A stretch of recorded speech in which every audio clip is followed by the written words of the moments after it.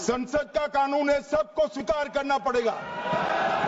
माननीय गृह मंत्री अमित शाह को यह बताना चाहता हूं, संसद से पास होने वाला हर वो कानून जो संविधान के खिलाफ होगा, भारत का कोई भी व्यक्ति ऐसा कानून को नहीं मानेगा।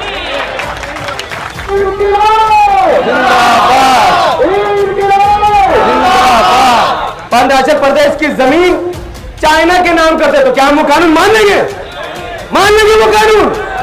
तो भारत की प्रेसिडेंट राष्ट्रपति मुर्मू जी, इसकी राष्ट्रपति इस देश की गार्जियन होती है, वो गार्जियन है हमारी, और उनको पता है कि यह बिल संविधान के खिलाफ है, आर्टिकल 14 के खिलाफ है, फ्रीडम ऑफ रिलीजन के खिलाफ है। संविधान में लिखा है सरकार किसी भी तरीके से धार्मिक कानून में हस्तक्षेप नहीं कर सकती है।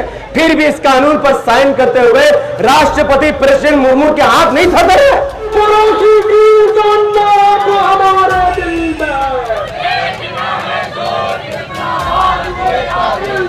राष्ट्रपति मुर्मू जी का विरोध करते हैं, बहिष्कार करते हैं कि आपने गलत कानून को पास किया है। डाल दो मेरे ऊपर केस, लेकिन मेरी जबान बंद नहीं होगी, क्योंकि बात देश की संविधान की है।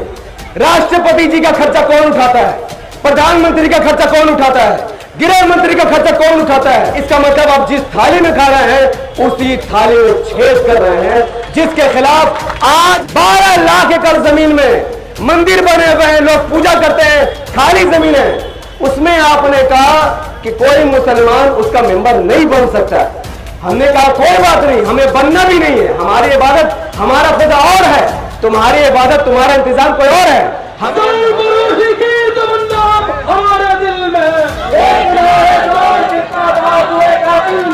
तो जब तक जिंदा हूं संविधान को बचाने की लड़ाई लड़ती रहेगी। अगर इस काम में मैं अकेला हूं तो अकेला सही, लेकिन मुझे अकेला नहीं। अस्सलाम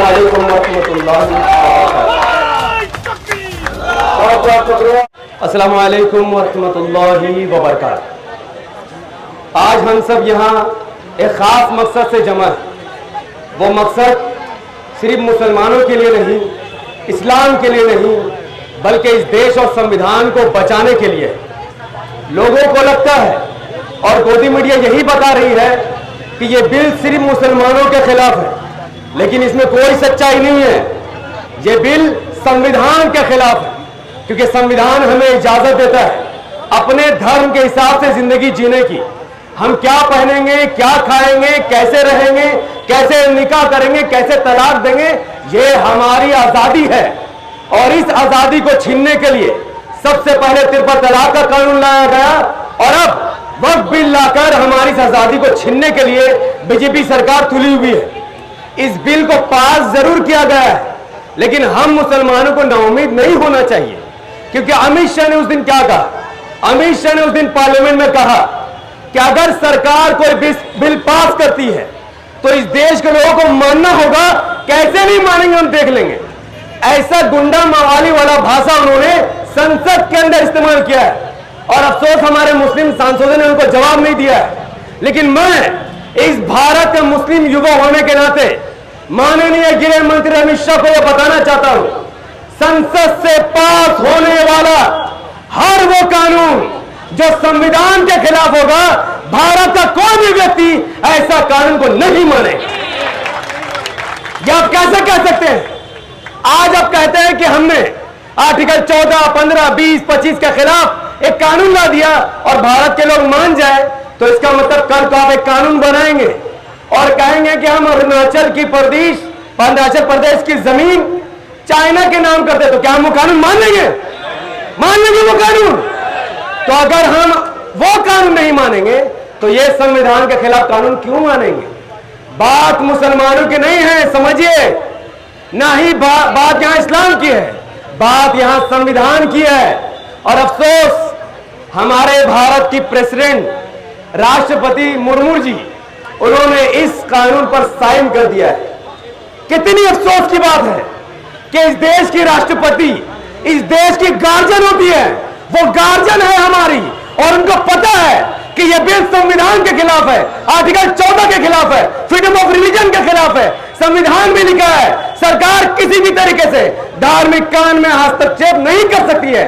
फिर भी इस कानून पर साइन करते हुए राष्ट्रपति प्रेसिडेंट मुर्मू के हाथ नहीं थर रहे, उनके रूम में कपड़ी नहीं आई, उनके पैर तले जमीन नहीं खिसक गई। और हम सब कहते हैं कि राष्ट्रपति का काम है इस देश का हर कानून पर नजर रखना कि वो संविधान के खिलाफ है या संविधान के साथ है। और हम इस देश के प्रेसिडेंट राष्ट्रपति मुर्मू जी का विरोध करते हैं, बहिष्कार करते हैं कि आपने गलत कानून को पास किया है। अगर आप संविधान नहीं जानती हैं तो आप राष्ट्रपति बनी कैसे? ना मोदी संविधान के बारे में जान रहा, ना अमित शाह संविधान के बारे में जान रहा। एक बेसिक सोच है फ्रीडम ऑफ रिलीजन, और राष्ट्रपति मुर्मू जी उसमें साइन कर रही है। मैं पूछता हूं इस देश के राष्ट्रपति से, मैं डाल दो मेरे ऊपर केस, लेकिन मेरी जबान बंद नहीं होगी, क्योंकि बात देश की संविधान की है। अगर अमित शाह जैसे उन्होंने मुसलमानों के लिए एक बिल लाया, कल को राष्ट्रपति मुर्मू जी जिस कम्युनिटी से आती है, ट्राइबल कम्युनिटी, आदिवासी कम्युनिटी, अगर उनकी जमीन हथियाने का कोई कानून पास होगा तो क्या राष्ट्रपति मुर्मू जी उस कानून को साइन करेंगे? नहीं करेंगी। तो जब बात उनकी कम्युनिटी की आएगी तब वो संविधान दिखाएंगे। और आज मुस्लिम समाज की बात आई तो आपने साइन कर दिया। क्यों? राष्ट्रपति जी का खर्चा कौन उठाता है? प्रधानमंत्री का खर्चा कौन उठाता है? गृह मंत्री का खर्चा कौन उठाता है? सीएम, एमएलए, एमपी का खर्चा कौन उठाता है? कोई हिंदू समाज उठाता है, या सिख समाज उठाता है, या आरएसएस का हेडक्वार्टर उठाता है, या सिर्फ मुस्लिम समाज? नहीं, भारत के 140 करोड़ लोग दिन रात, 140 करोड़ लोग दिन रात मेहनत से काम करते हैं, कमाते 10 रुपया 5 रुपया सरकार को टैक्स देते हैं। उन पैसों से राष्ट्रपति जी का भी घर चलता है, प्रधानमंत्री जी का भी घर चलता है, गृह मंत्री का भी घर चलता है। तो उन्होंने कैसे बेशर्मी में आकर ऐसा कानून बनाया और उन्होंने इस कानून को पास कर दिया है। इसका मतलब आप जिस थाली में खा रहे हैं उसी थाली में छेद कर रहे हैं, जिसके खिलाफ आज हम लोग कोलकाता के राजा बाजार में प्रोटेस्ट कर रहे हैं, पब्लिक को अपनी बात बता रहे हैं। तो जब कोई मीडिया वाला आपसे पूछे कि बताइए मोदी जी ने आपके खिलाफ कानून बना दिया, उस मीडिया वाले का मुंह काला कीजिए कहकर ये बिल मेरे खिलाफ नहीं बेवकूफ, ये तेरे खिलाफ भी है। जितना मुसलमानों के खिलाफ उतना हिंदू समाज के खिलाफ है। अरे वक्फ की जमीन 9.5 लाख एकड़ है, मैं मानता हूं 9.5 लाख एकड़ जमीन वक्फ के पास है। क्या 12 लाख एकड़ जमीन हिंदू एंडोर्समेंट एक्ट के पास नहीं है? 12 लाख एकड़ जमीन में मंदिर बने हुए हैं, लोग पूजा करते हैं, खाली जमीन है। उसमें आपने कहा कि कोई मुसलमान उसका मेंबर नहीं बन सकता। हमने कहा कोई बात नहीं, हमें बनना भी नहीं है, हमारी इबादत, हमारा खुदा और है, तुम्हारी इबादत, तुम्हारा इंतजाम कोई और है, हमें ना वहां जाना ना तुम्हें इधर आना है। तो हिंदू एंडोर्समेंट एक्ट में बीजेपी सरकार ने कहा कि कोई गैर हिंदू वहां नहीं जाएगा। तो फिर हमारे पास हमारी वक्फ की जमीन के हिफाजत के लिए आपने गैर मुसलमानों को क्यों घुसाया? और मैं फिर कहता हूं, यह संविधान के खिलाफ है डिस्क्रिमिनेशन करना। रंग रूप के आधार पर, धर्म के आधार पर, गरीबी अमीरी के आधार पर कोई कानून नहीं बन सकता है। फिर भी मोदी सरकार ने संविधान को पीठ पीछे फेंक कर बाबा साहब अम्बेडकर का अपमान करके और संविधान के खिलाफ एक कानून लाया, मेजोरिटी से इस कानून को पास कर दिया और राष्ट्रपति जी ने उस पर साइन कर दिया। मैं मोहम्मद हफीज अंसारी इसकी कठोर तरीके से निंदा करता हूं जब तक जिंदा हूं। संविधान को बचाने की लड़ाई लड़ती रहेगी। अगर इस काम में मैं अकेला हूं तो अकेला सही, लेकिन मुझे उम्मीद है कि भारत के लोग, हम मुस्लिम समाज का साथ देंगे इंशाअल्लाह। अंग्रेजों को जैसा हम लोगों ने भगाया, हिंदू मुस्लिम मिलकर एक बार फिर से भारत में अंग्रेजों के दलालों को भगाने का काम करेंगे। वाखिर दवाना अल्हम्दुलिल्लाह रब्बिल आलमीन। अस्सलामु अलैकुम व रहमतुल्लाहि व बरकातहू। बहुत बहुत शुक्रिया।